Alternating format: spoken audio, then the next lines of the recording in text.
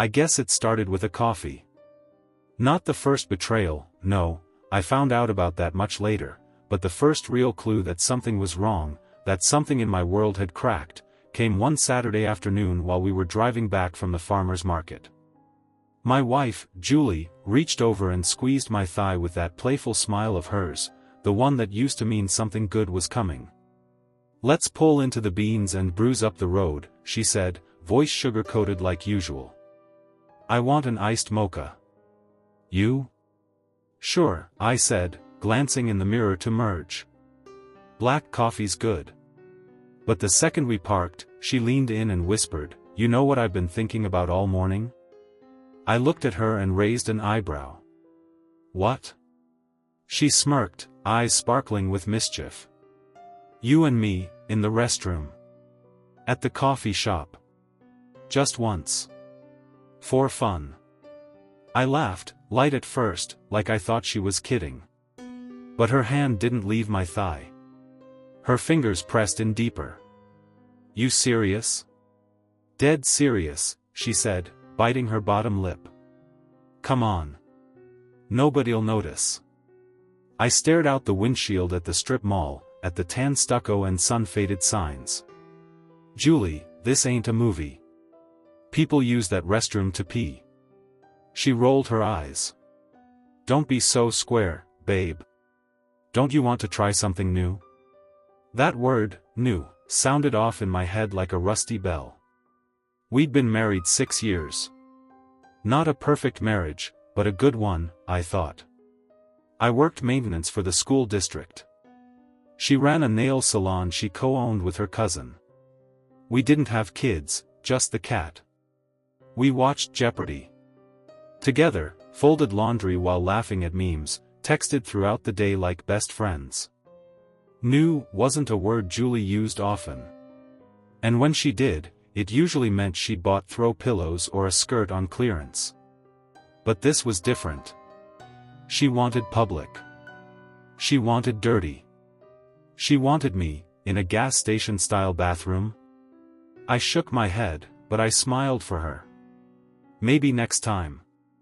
She pouted, but we got our drinks and drove home. Still, something about her face lingered in my brain like the smell of gasoline. Not disappointment exactly, but something darker. A touch of frustration. Maybe even a flicker of resentment. That night, as we lay in bed watching a cooking show, I thought about it again. That look. That whisper. I didn't sleep well. The next week passed like molasses. School sprinklers broke, I fixed them. Some kid puked on the gym floor, I mopped it. Julie said she had a full week of appointments at the salon, and I believed her, like I always did. She filled her car with gas Wednesday morning before heading out. I only remember because she asked me to check her tire pressure and left a sticky note saying, "Gas light on, fill me up." It wasn't until Friday afternoon that things got weird. We were sitting on the porch, her sipping a mango hard seltzer and me drinking a beer, when she said it again. Just like that. "You ever think about bringing another guy into the bedroom?" I choked a little on my sip. "What?" "I mean, like a threesome. 2 guys. Me in the middle. That kinda thing." I blinked at her. "Are you drunk? Come on, don't get all high and mighty." She leaned back in the chair, her tank top slipping just low enough to show the tattoo she got on spring break before I met her. I read about it in a forum. Said it brought some couples closer together. Spiritually. Sexually. All that. I didn't say anything right away. My beer suddenly tasted flat. "Julie," I finally said, "where's all this coming from?" She shrugged. "I dunno. Just feeling adventurous lately." I nodded slowly, unsure what to make of it. Julie had never been shy, but this was a new kind of bold. It didn't feel like curiosity. It felt like something else. "You cheat on me?" I asked suddenly, without thinking. She froze for a beat. "What?" "You heard me." She laughed, too quickly. No, of course not. I stared at her. And that's when she said the line that ripped the rug right out from under me. You're not mad about the gas station guy, are you? The words hung in the air like a wasp on the porch screen. I set my beer down, suddenly careful. Gas station guy? I repeated. She blinked. I mean, that's what this is really about, right? What guy, Julie? Silence. Julie. She swallowed. I thought you knew. I thought you'd figured it out when I brought up the restroom thing. I mean, come on, how do you think I got the idea? I stood up, heart punching inside my ribs. You slept with someone? At a gas station? She didn't answer, just looked away, like maybe the horizon held forgiveness. Every time I went to fuel up, she said after a while, we'd talk. Then it just happened. In the restroom. A few times. I don't know why, I sat back down slowly. My hands trembled. I wanted to throw the beer bottle into the yard, but I just stared at it instead. How long? I asked. She rubbed her arms like she was cold. A couple months. Maybe more. And you still want me to sleep with you? After that? I do love you, she said, and for the first time in my life, I wasn't sure if I believed her. I didn't tell anyone at first. Didn't pack a bag. Didn't sleep on the couch. I just sat in the basement for hours the next morning, wondering if the smell of gasoline would ever leave my head. By Sunday, her mom called. And that, my friend, is where the second half of the nightmare began. Sunday morning came in slow and gray. I didn't go to work. I didn't eat breakfast. I didn't even answer Julie when she came down to ask if I wanted eggs. I just sat in the basement on the old fold-out chair, staring at the water heater like it held the answers. I don't know what I was waiting for. Maybe silence. Maybe strength. Maybe the past, rolled up neatly with a bow, so I could unbox it and figure out where I went wrong. Then the phone rang. Julie answered upstairs, and I heard her voice get small. That high-pitched version of her that only came out for two people, her cousin and her mother. I didn't plan on going up. I really didn't. But something about the way she said, "No, Mom, he knows," made my body move before I could stop it. When I came into the living room, Julie was holding the cordless phone with both hands, like it might explode. She looked at me, eyes wide. She wants to talk to you. I stared at the phone. I hadn't spoken to her mother alone, ever, really. Not unless you count awkward hellos at Christmas dinner or the time she needed me to move a bookshelf. Julie's mom, Margie, always struck me as tough, loud, a little too heavy with the perfume and not shy about showing cleavage, even around family. She was the kind of woman who turned heads, and not always in a good way. I took the phone. Hello? Her voice came through the static, low and scratchy, like she'd already been crying. Hi, sweetheart. It's Margie. Yeah. Julie told me what happened. I stayed quiet. What could I say? She told me the truth, Margie added. About the gas station. About the guy. The restroom. I waited for her to defend it. Justify it. Blame me. But instead, her voice cracked. I want you to know, she said, it's not your fault. It never was. If anything, it's mine. I blinked. Yours? There was a long pause. Can I come over? I hesitated, then said yes. She showed up an hour later with wind-blown hair, a grocery bag full of something I never asked about, and a deep guilt behind her eyes I hadn't seen before. Julie stayed in the kitchen, not even pretending to hover. Maybe she already knew what her mother was going to say. Maybe she'd heard it 100 times. Margie sat across from me on the porch, opened the bag, and pulled out a box of oatmeal cookies. "I bake when I feel like hell," she said, placing one in front of me. "You don't have to eat it." I didn't. She sighed. "I want to tell you a story. About when Julie was 15. I stayed silent, letting her keep going. We lived in a duplex outside Biloxi. Her dad was drinking heavy back then, more than usual. I was tired. I was lonely. And I was stupid. I started bringing men home. Sometimes they'd stay the night. Sometimes just an hour.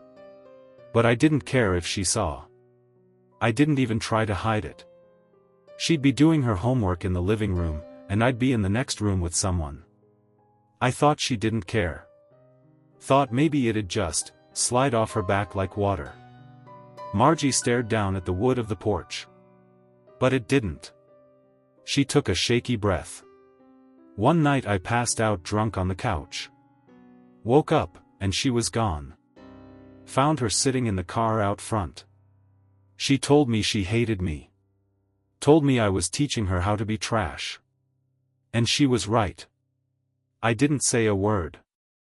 I thought I could fix it. I quit drinking. Started working full-time again. Took her to church once a month.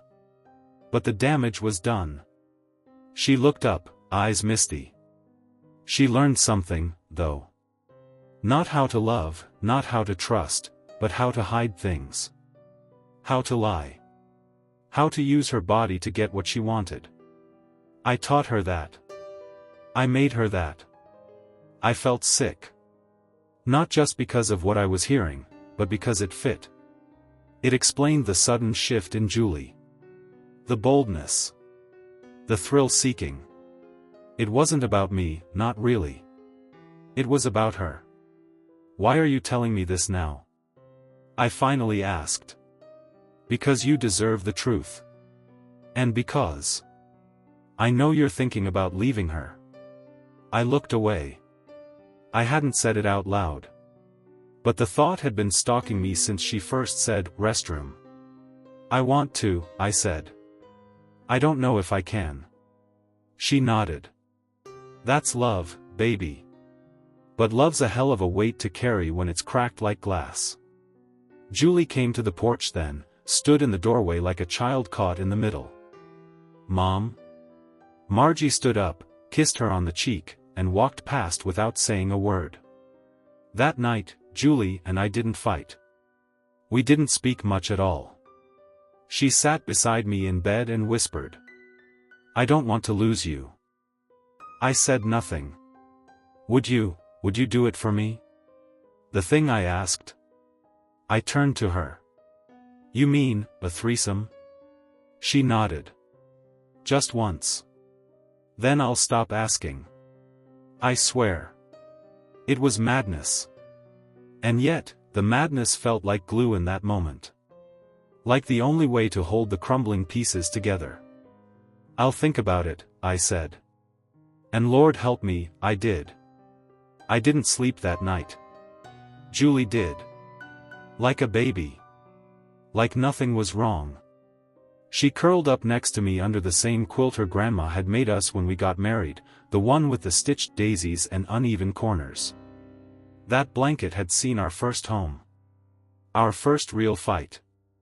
The night we lost her first pregnancy. Now it covered two strangers. In the morning, I stood in the shower for 15 minutes, the hot water running until it fogged up the whole bathroom mirror. I looked at myself for the first time in days. Really looked. 32. Average build. Calloused hands. A faded high school ring on my finger. A face that hadn't smiled in a while. I looked like someone who didn't know who he was anymore. By the time I walked into the kitchen, Julie was already dressed in yoga pants and a tight-fitting tee. Her hair was pulled back in a ponytail, damp from her shower. She handed me coffee. No words. No smiles. I took it. We sat at the table and drank in silence until she finally said it. "I talked to someone." I set the mug down. What do you mean? She looked up from her cup, eyes cautious. Someone I used to know. A friend. He might be open to doing it with us. I stared at her. You already found him? I just reached out. We used to date. A long time ago. Before you. I didn't ask for his name. I didn't ask if he was the gas station guy. Deep down, I knew he wasn't. But somehow that made it worse. You sure about this? I asked, my throat dry. She nodded. Only if you're ready. I won't force it. But I want to try something real with you. Something raw. No lies. No hiding. Something real. It sounded like she believed it. 3 nights later, we drove to a motel 2 towns over. One of those cheap ones with vending machines and flickering neon signs that never worked right. I sat in the car for a full minute before getting out. He was already there. Room 6. Julie didn't look nervous. She wore a dress I'd never seen, black, short, with little gold loops at the shoulders. She didn't wear a bra. I followed her to the door like a ghost, carrying shame on my back like a cross. And then she knocked. The man who opened the door was clean-shaven. Early 30s, maybe. Black shirt.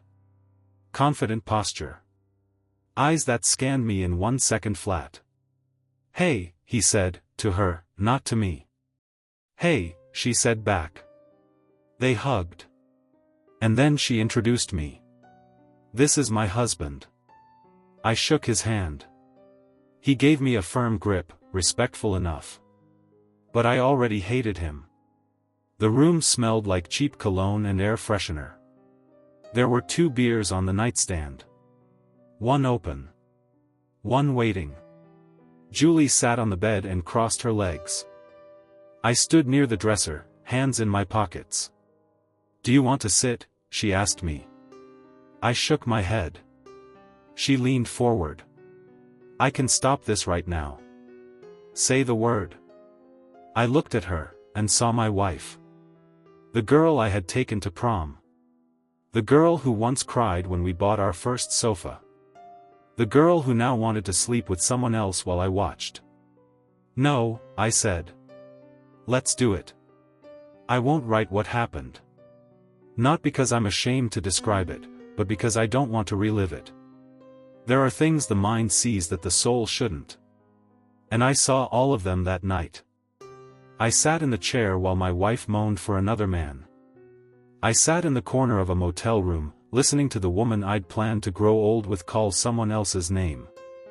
I sat there and felt every promise we'd ever made fall like ash around me. At one point she looked at me, right in the eyes, and whispered, I still love you. And maybe she meant it. Maybe she didn't. Afterward, she held my hand all the way to the car.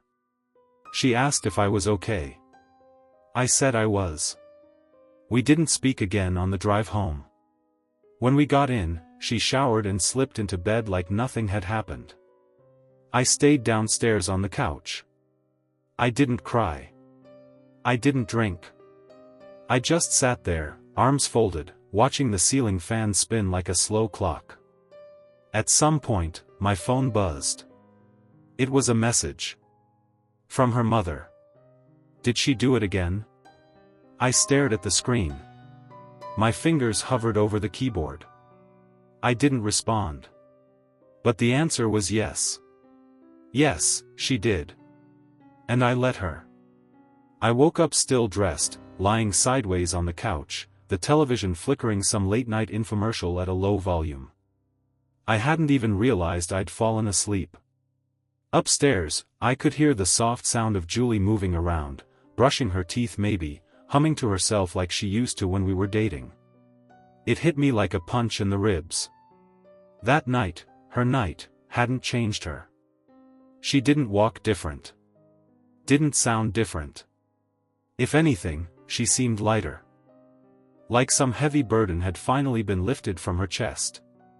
Meanwhile, I was sinking. I stayed downstairs the whole weekend. Claimed I wasn't feeling well. She didn't argue. Just brought me soup, left it on the coffee table, and kissed my forehead like I was a child with a cold. By Monday, I was back at work, but my mind wasn't there. Every sound, every word from coworkers felt like it came through cotton. I smiled when they joked.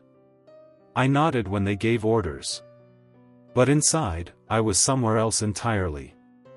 Somewhere in that motel room, watching it all over again. It was Thursday afternoon when she showed up at the house. Julie's mother. I heard her knock from the living room, and my chest immediately tightened. I opened the door slowly, unsure if I was ready for whatever came with her visit. She stood there in a long coat, her graying hair pinned up, red lipstick slightly smudged like she'd rushed out the door. "Can I come in?" she asked. I stepped aside. "Yeah." She walked in like she'd done it 100 times, which she had. Christmases, birthdays, random Sundays with casseroles. But this time she looked around like the house was unfamiliar.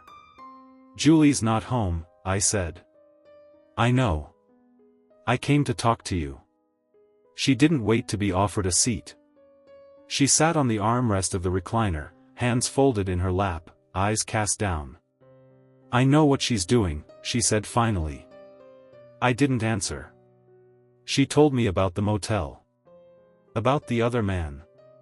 Said you agreed to it. I swallowed hard. "She told you?" "She tells me everything. Too much, if you ask me." She looked up at me with wet eyes. I know how that sounds. I'm not here to defend her. God knows she's got her demons. I sat across from her, quiet. She went on, "This isn't the first time Julie's played with boundaries. Ever since she was a teenager, she's been like this. Testing limits. Pushing people. Wanting to be wanted." I clenched my jaw but said nothing. Her voice dropped to a whisper. "It's my fault." "What?" She nodded. "You don't know the things I exposed her to when she was young. When her father would get drunk and disappear into the garage, I'd invite men over. Not just once or twice. Often. Sometimes while he was passed out upstairs." She looked at me with hollow eyes. "Julie saw things. Heard things. Things a girl shouldn't. One night, I didn't realize she was home, she walked in while I was." She didn't finish the sentence. I stared at the floor, heart beating heavy. "She told me once, a few years after she met you, that she was afraid of being normal. Afraid that if she stopped being wild, you'd stop noticing her." I looked up. "I never asked for that. I just wanted her to love me." "I believe you. And she does love you," her mother said softly. "But her love, it's tangled up in years of broken wiring. I made her like this. I raised her in chaos." We sat in silence for a long time. Finally, she stood up, brushed her coat off, and headed toward the door. Before leaving, she turned to me. "You can forgive her again. Maybe you even should. But if you do, you need to understand something. She's never been taught what love looks like. You'll be teaching her from scratch. And sometimes love doesn't fix what was broken long before it ever arrived." Then she was gone. I stood at the window after she left, watching the street. The wind kicked up a trail of leaves. Somewhere down the block, a car started and drove away. The world kept turning like nothing had changed. But everything had. For the first time in weeks, I wasn't just angry at Julie. I was sad for her. That night, I found her in the bathroom, brushing her hair in the mirror. She looked at me through the reflection. "You okay?" she asked. I nodded. "Your mom came by." Her hand froze mid-brush. "She told me some things. About when you were younger. About the house. The men." Julie said nothing. Her eyes filled, and for the first time in a long time, I saw her break. "I'm sorry," she whispered. "I didn't want you to know. I think I needed to." She turned to face me, hands shaking. "I don't know what's wrong with me," she said. Sometimes, when I do those things, it's like I'm not even me. Like I'm watching someone else."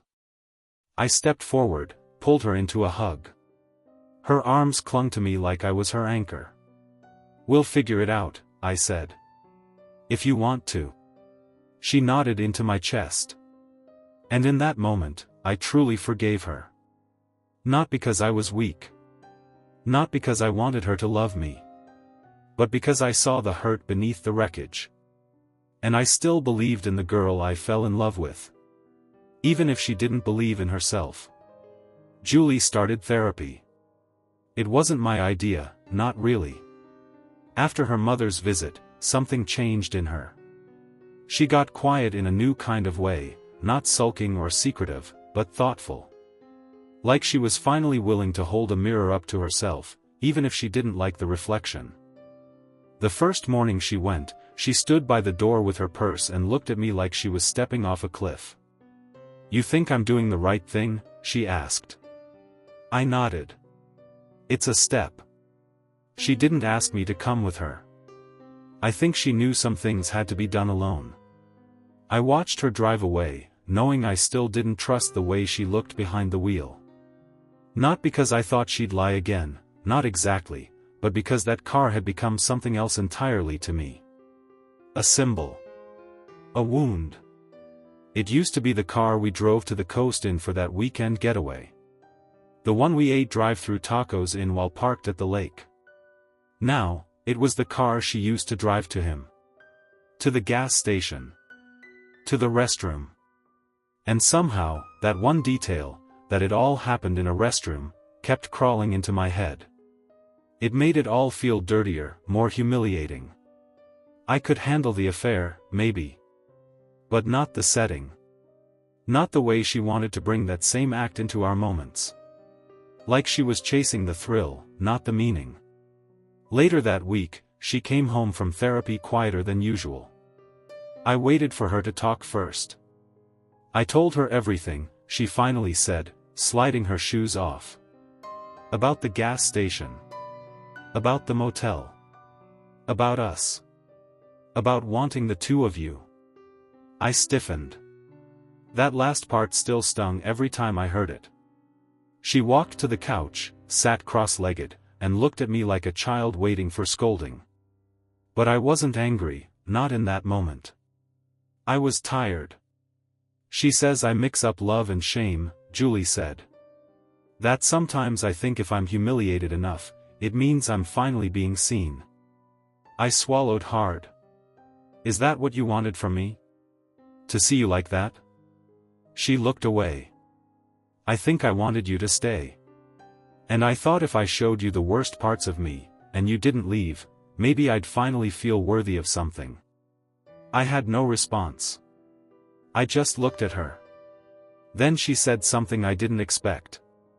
"I went back to the station yesterday. Every muscle in my body tensed. Nothing happened," she added quickly. "I just sat in the car. Parked in front of it. I stared at the pumps, the restroom door, the faded signage, the green trash bins. I just sat there and forced myself to see it clearly. Without the fog. Without the fantasy. I didn't know whether to feel relieved or angry." "You're playing with fire," I said. She nodded. "I know. I needed to. Because I think for the first time. I didn't want to go inside. That silence between us felt like a mile-wide canyon." "You think you're cured?" I asked, not to be cruel, but because I had to. She shook her head. "No. I think I'm scared. Scared that part of me is always gonna want that life. The quick, secret life. The dirty kind." "And what about me?" I asked. "I want you too," she said, crying now. "But I don't know how to be the person you think I am. I don't think anything anymore, I said, more honestly than I meant to. I'm just here. Trying. That night, I couldn't sleep. I got up around 2 in the morning and walked outside. The driveway was quiet, cool under my bare feet. The air smelled like wet asphalt. I looked at her car. I almost walked past it. But instead, I opened the door and sat inside. Her perfume still lingered in the air, that faint floral trace I once associated with warmth and familiarity. Now it reminded me of another man's hands. Another man's breath. I closed my eyes. Imagined her there. Him. Then me. All tangled in a story I never wanted to be a part of. In the weeks that followed, things improved in small, almost unnoticeable ways. She started cooking again. We took walks after dinner. Sometimes she reached for my hand without thinking.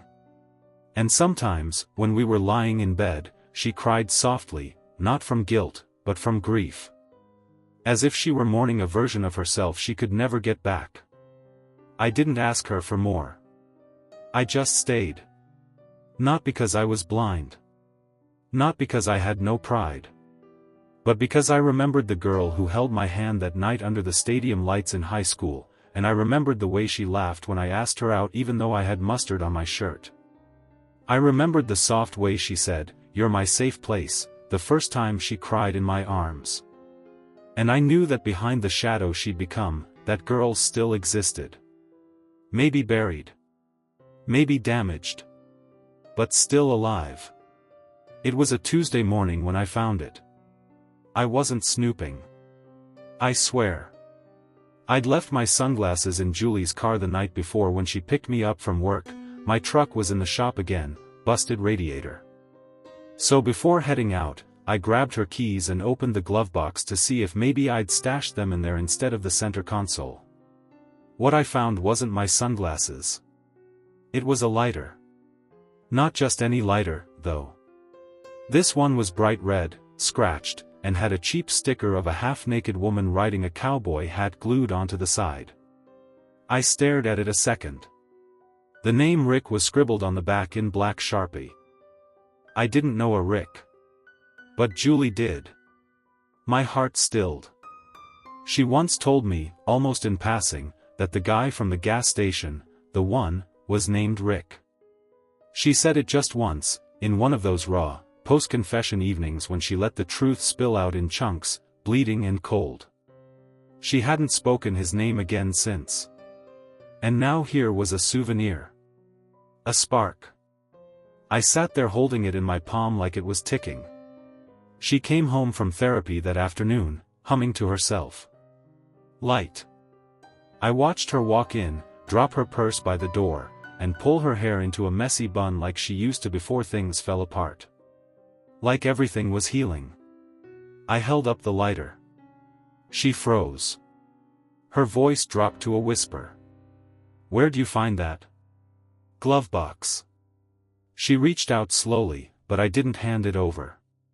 "Tell me why it's there," I said. She shook her head.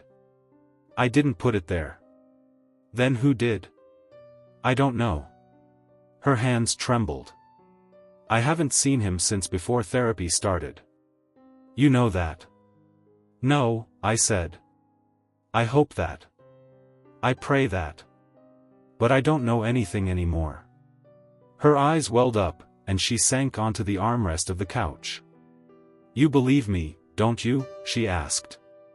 I didn't answer. And then she said something I never expected. "He's been following me." I blinked. "What?" Julie looked like she might throw up.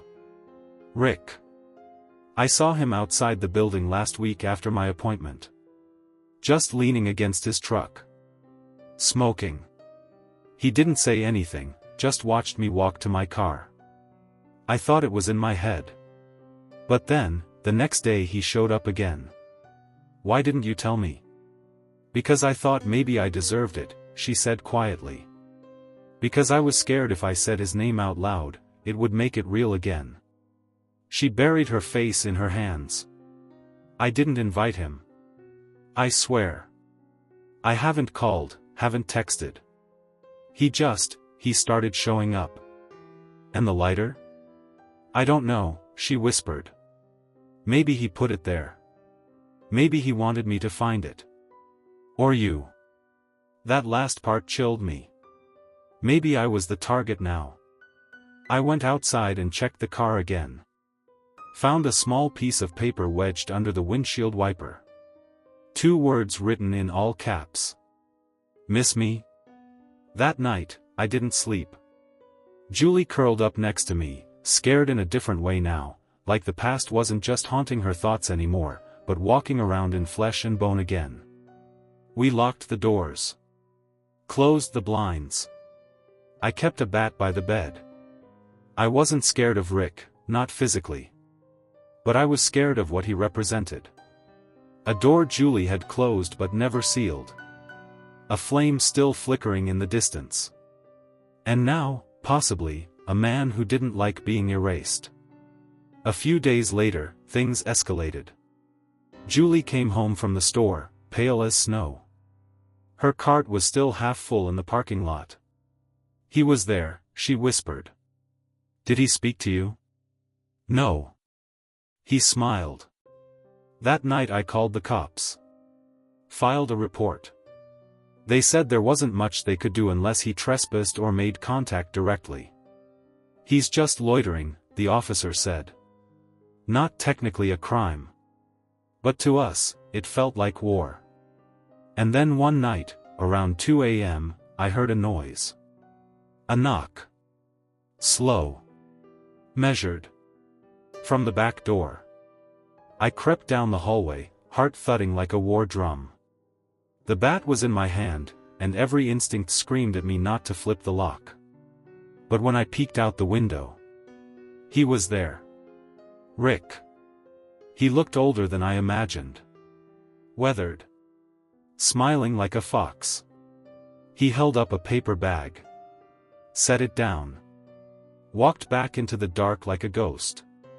I waited a full 5 minutes before opening the door.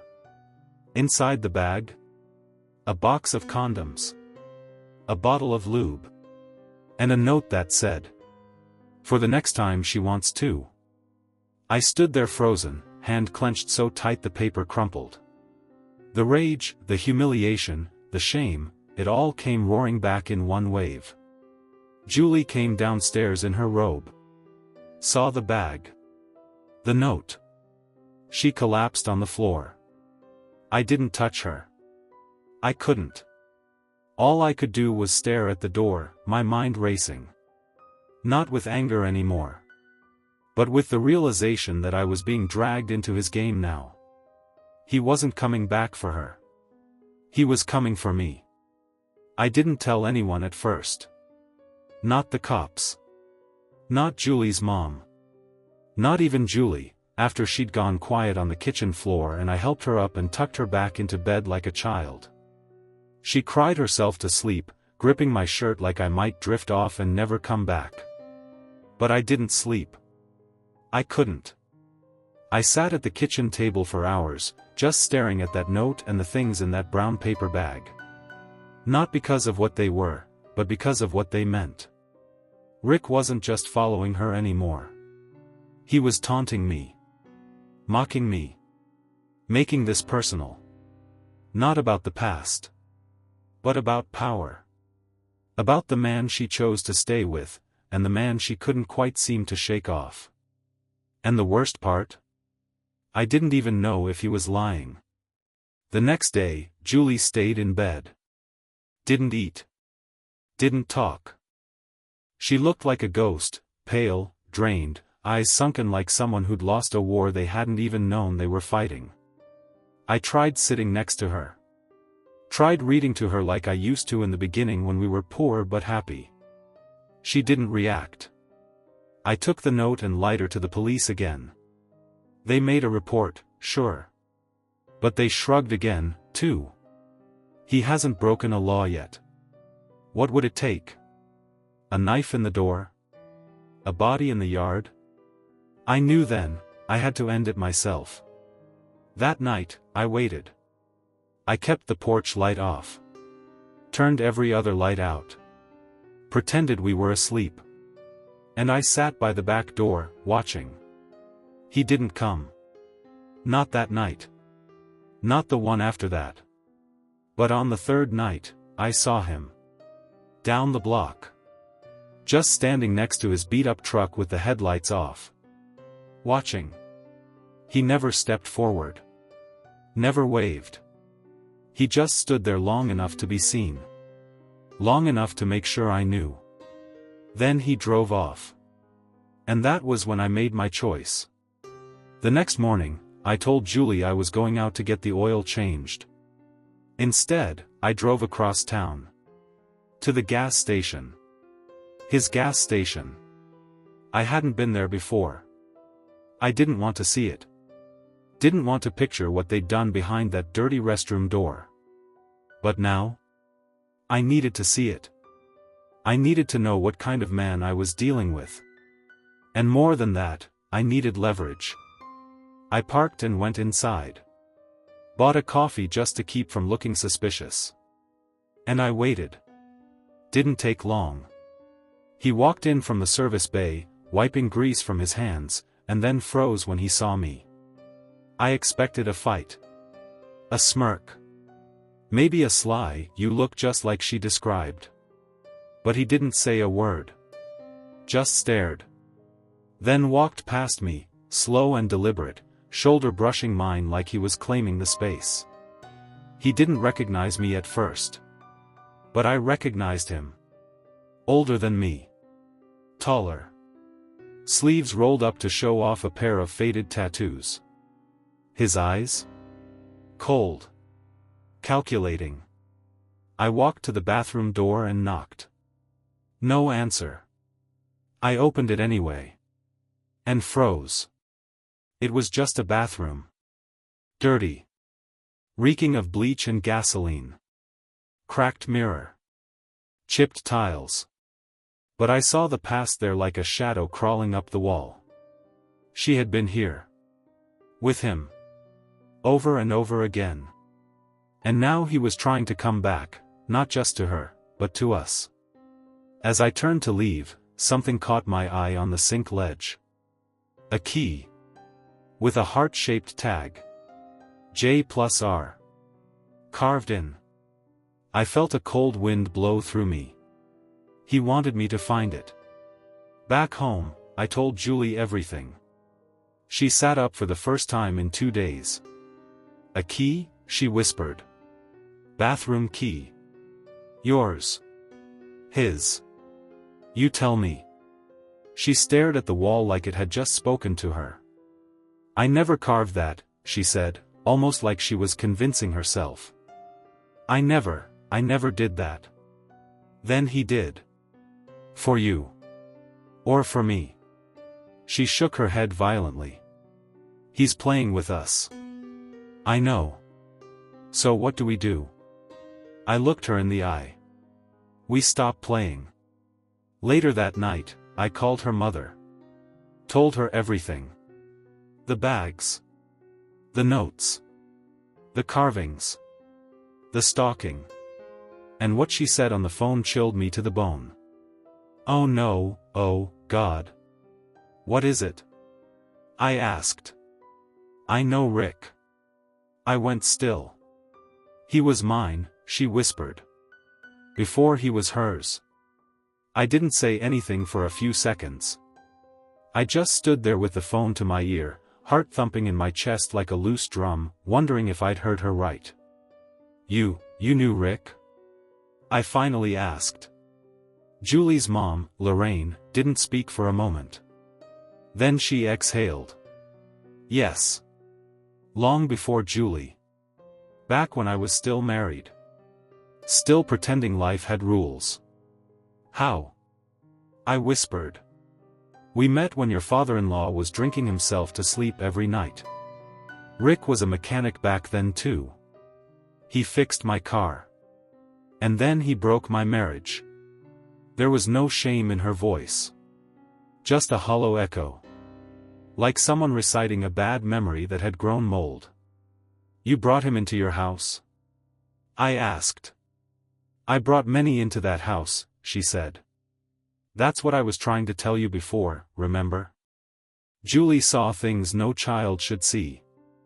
I did remember. But now, everything felt sharpened. Twisted. Rick wasn't just a fling. He was the ghost that never left. He's obsessed, Lorraine. I know, she said, voice cracking.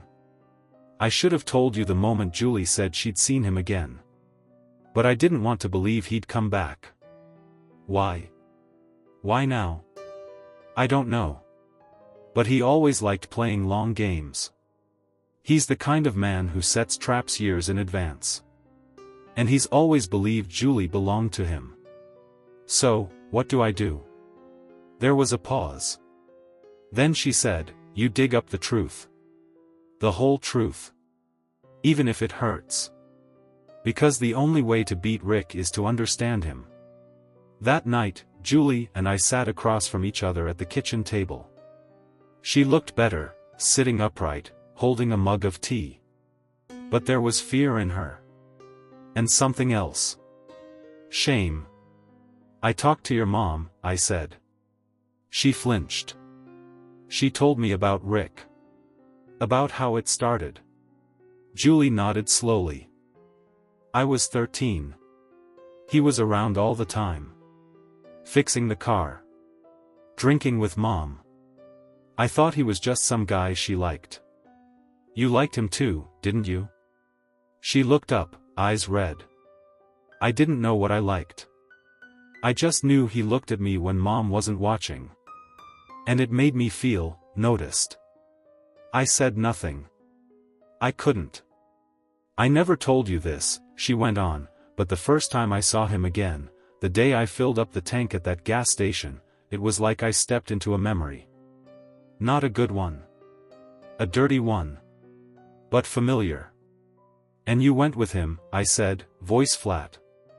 Yes, she whispered. And I hated myself the moment I did.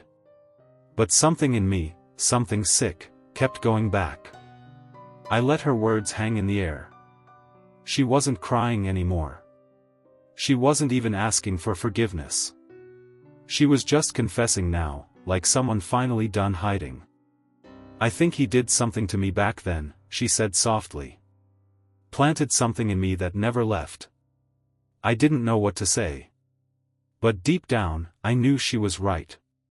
Later that night, after she'd gone to bed, I took the brown bag Rick left behind and dumped the contents onto the kitchen table again. The Polaroids. The lighter. The condom wrapper. And now the key. I spread them out in a neat row. Then I noticed something I hadn't before, on the edge of one of the photos. A reflection. Just a sliver in the mirror behind them. And it wasn't Rick. It was her mother. Standing just outside the frame. Watching. Not from years ago. Now. The next morning, I went back to Lorraine's house. She was sitting on the porch with a cigarette in one hand and a shot glass in the other. She didn't seem surprised to see me. I saw you in the photo, I said. She didn't flinch. Just sipped. You were there. At the gas station. I was. Why? She stared at me for a long time. Then said something that chilled me. Because I wanted to see if she'd turn into me. Lorraine sat back in her chair like she'd just unburdened her soul. But all she'd really done was tighten the noose around everyone's neck. You wanted to see if she'd become you? I repeated, barely able to hold in my anger. She's your daughter. She didn't blink. I wanted to know if the sickness passed on. If the rot keeps rotting. Or if someone could finally stop it. And you let him, Rick, come back into her life? I didn't let anything, she snapped. Rick doesn't ask. He invades. Like mold on the wall. You paint over it, and it still grows underneath. I looked away. My hands were shaking. She told me everything, I said after a moment. What he did when she was a girl. How he made her feel, twisted. Small. Wanted. Lorraine closed her eyes.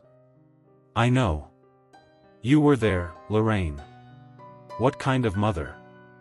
I was broken too, she shouted suddenly. I was raising her with nothing but ashes and liquor and strange men. And I thought, if I couldn't fix myself, maybe I could at least let her learn the truth early. See the world for what it really was. I stood up. I didn't know what else to say. I didn't even know if I hated her more than I pitied her. I'm done with the lies, I said. Rick's not going to haunt her, or me, anymore. She smirked. So what's your plan, cowboy? You gonna fight him? Report him? That man's a shadow. He doesn't get caught. No, I said. I'm going to outlive him. That night, I came home and found Julie asleep on the couch. Peaceful. Like she used to be. I sat beside her and watched her chest rise and fall. I knew the woman I loved was still buried somewhere inside her. Maybe broken, maybe lost, but still in there. I made a quiet decision. We were leaving. I'd sell the house. Start fresh somewhere far. Cut ties with everyone, Rick, Lorraine, the past. Let the dust settle on its own. In the morning, I told Julie. And for the first time in weeks, she didn't argue. She just said, okay. We drove out 3 days later. A new town, a small place where no one knew our names. I got work fixing up boats down by a marina. She found a job at a bookstore. Quiet life. Clean life. We didn't talk about Rick anymore. Not out loud. Not until one evening, nearly 6 months later. Julie walked in from work, her hands shaking. What is it? I asked. She handed me a letter. No stamp. Just folded and slipped under the door. Inside was a photo. Julie. Me. And Rick. Standing just outside the bookstore. Smiling. Except, we'd never taken that photo. I stared at it for a long time. Then turned it over. On the back, scrawled in red ink, were the words. You took my girl. But you forget, I made her.